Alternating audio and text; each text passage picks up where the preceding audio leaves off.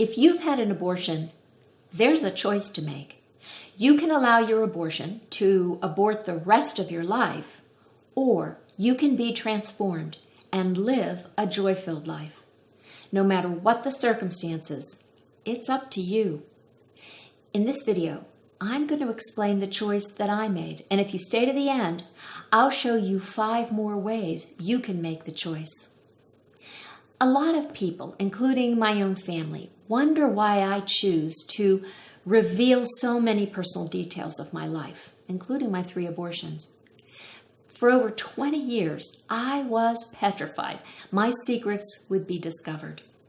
Isn't it ironic that the very thing I feared the most is something I've exposed to the world, first in my book, Where Do Broken Hearts Go, and now on YouTube? Why do I put myself out there? Well, the answer's pretty clear to me. It gives me joy to tell you how God brought me out of the pit of despair and changed me. He took the mess I made of my life and transformed it into a life worth living, a good, full, joy-filled life.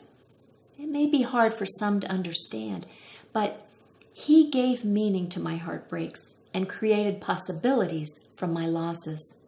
He gave me a compassionate heart for women and men grieving from abortion. Now, you might be thinking, but Jane, you don't deserve to be happy. You aborted your own children. They don't get to be happy, live a good life. Why do you? Jerry Sitzer, who's the author of A Grace Disguised, asks a similar question. He asks, is it possible to feel sorrow for the rest of our lives and yet to find joy at the same time? He describes it as a delicate tension, the need to mourn our losses yet go on living.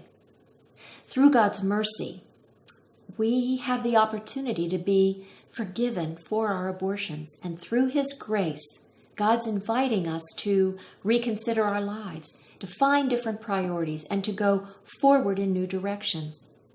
Jerry goes on to say, God's forgiveness will show us that He wants to take our losses and somehow bring them back upon us in the form of a blessing.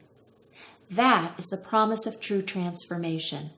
That is the power of the love of God. Instead of allowing your past to abort the rest of your life, you can be transformed and find joy after an abortion. God's grace and mercy are offered to all of us, but you've got to be ready to see and willing to receive these gifts. God took the mess I made of my life and the loss of my children through abortion and blessed me with new opportunities on YouTube to help you on your healing journey. Now, I realize not everyone shares my faith or will take a faith-based approach to healing after abortion.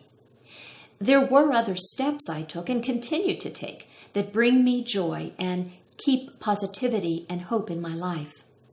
I promised you more ways that you can do that too, so here they are.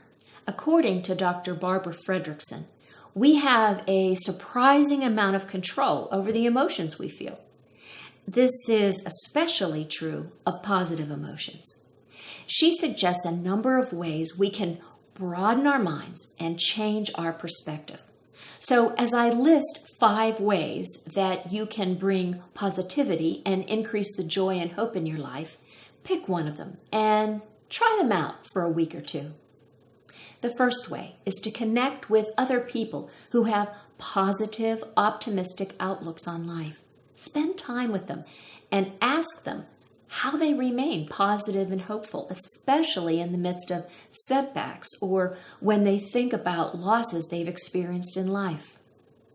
Number 2, set a goal of performing 5 new acts of kindness a day. Things that really take an effort. Notice the good feelings that follow and how your relationships with those people seem to grow stronger. Third, identify a list of 10 healthy distractions. The goal is to get your mind off your problems and your grief and pain and pull you out of a negativity slump. Number 4, make gratitude a habit. Every night, Name 3 things you're thankful for and why they're important to you. I do that right before I fall asleep, and I sleep more soundly and I go to sleep faster. The 5th way is to create a personal calming phrase.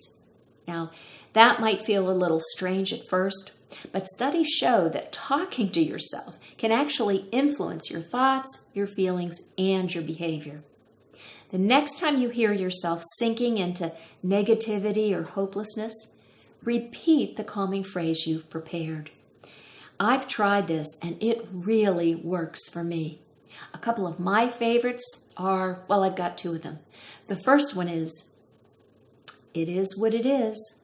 And the second one is, "You're not going to steal my joy." Now, don't get me wrong. I'm not minimizing the impact of abortion or the challenges we face on our healing journeys. The truth is, you can feel joy after abortion and go on to live a good, full, joy-filled life. As Jerry Sitzer said, God wants to take our losses and bring them back to us in the form of blessing.